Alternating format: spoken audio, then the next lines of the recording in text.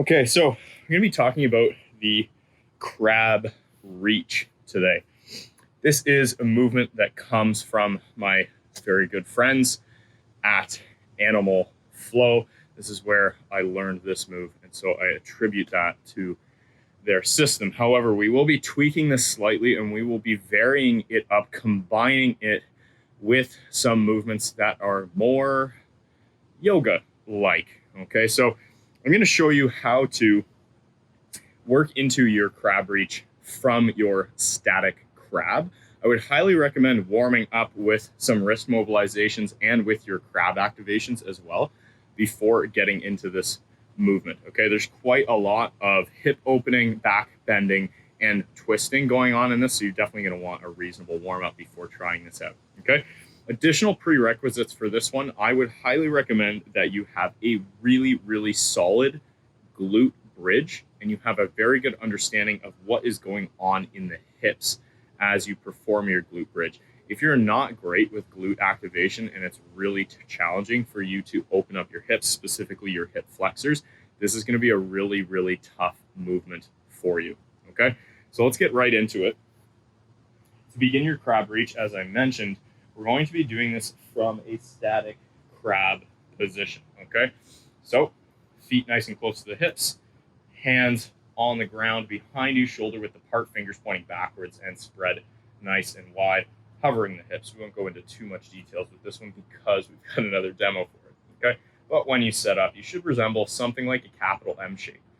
Now, because we're going to be using 3 points of contact to balance in this posture or this movement, I would recommend that you get your feet out a little bit wider than you would normally get them for your static crab.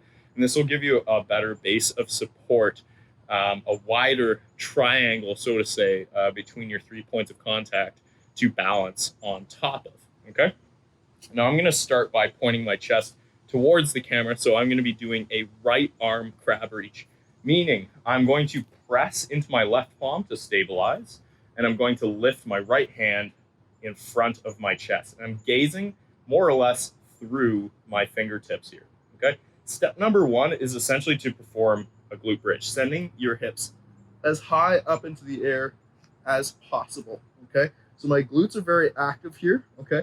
But I'm trying to keep my chest pointed up towards the sky or towards the ceiling. You might be practicing inside here. Okay. This is going to really start to open up this pectoral muscle, even your deltoid and your bicep on the planted arm or on the side of your upper body that is planted on the ground here. Okay. So step number one is lift the hand, gaze through the fingertips. Step number two is press into the hips, squeeze the glutes, lift the hips as high as you can. Step number three is now to extend the arm up and over the head. We're starting to twist through the thoracic spine here. So now my chest is actually pointing towards the sky, the side, not up to the sky. Okay, so I'm opening my chest to the side and I'm reaching up and over my head. Okay, so my shoulders are stacked here. If you're a yogi and you like to practice your wheel pose, you're probably going to be more open because you're used to having your shoulders aligned in a more horizontal position. We're trying to stack them vertically to get this twist through the thoracic spine. Okay, your fingers should be pointing down towards the ground and you're gazing towards your planted hand here. Okay, if you want to experiment with this, you can start to lift onto the toes. This will require a slight bit more balance. And then when you're ready, plant the heels if you lifted onto the toes and reverse those steps. So bring the hand back in front of the chest, pointing the chest up towards the sky, slowly lowering the hips down and then dropping your hand down, landing back in that static crab position. Again, on the opposite side, I'm going to lift my hand, gaze through the fingertips, press my hips up high into the sky, chest pointing up. Then as I reach up and over, I'm opening my chest to the side, pointing my fingertips towards the ground, gazing at my base palm, and holding briefly. Okay? As you do this, make sure that you're not sacrificing the activation in your glutes. you're actually trying to keep your hips square to the sky as much as you can and twist through the spine. What's very common is the hips tend to sag, and because we sometimes don't have the mobility in the thoracic spine, we can't keep the hips high and twist the chest to open it up at the same time.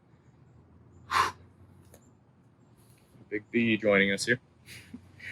If that's the case for you, keep working on this. Focus on those first two steps.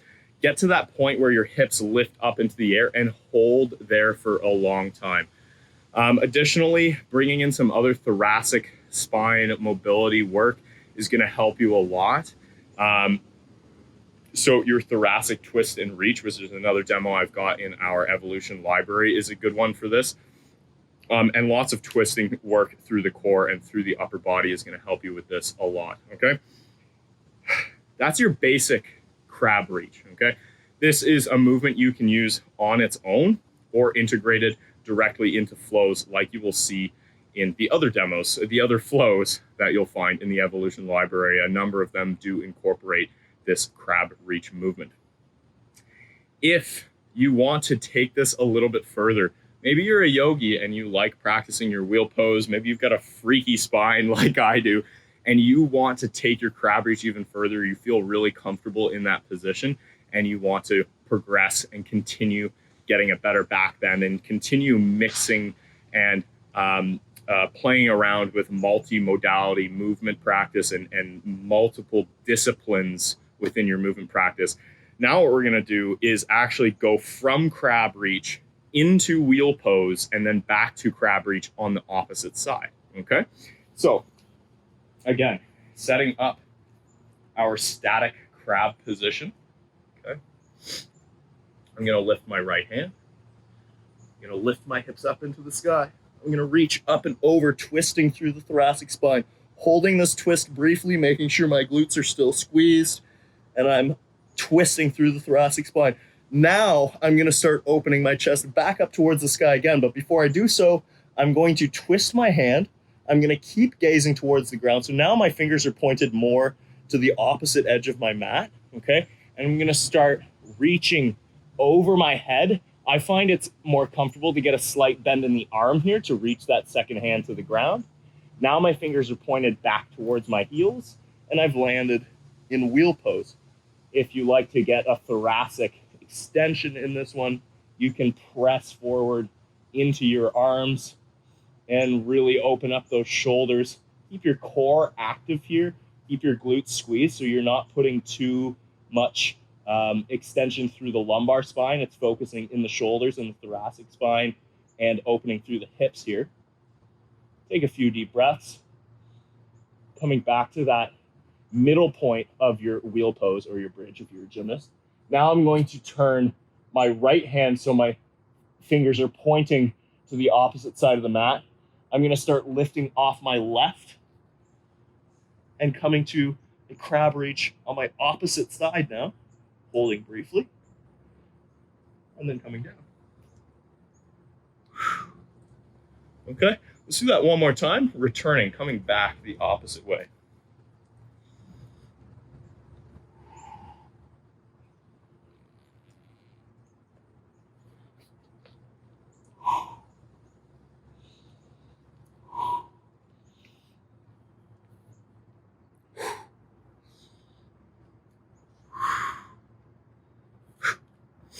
Okay, so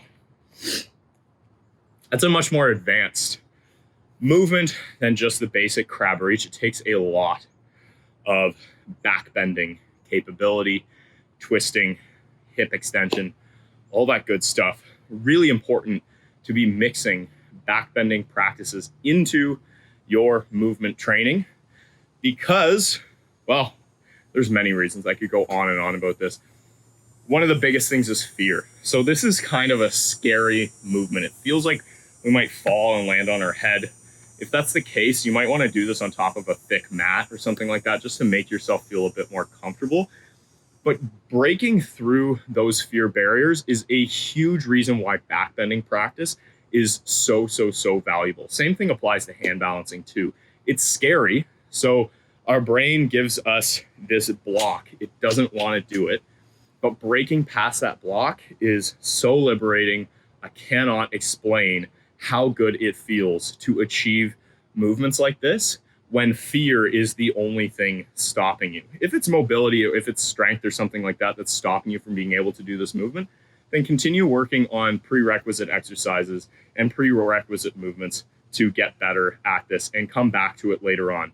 But if you know you can do it, if you know you're mobile enough, if you know you're strong enough, have the confidence and trust in your body, trust in your mind.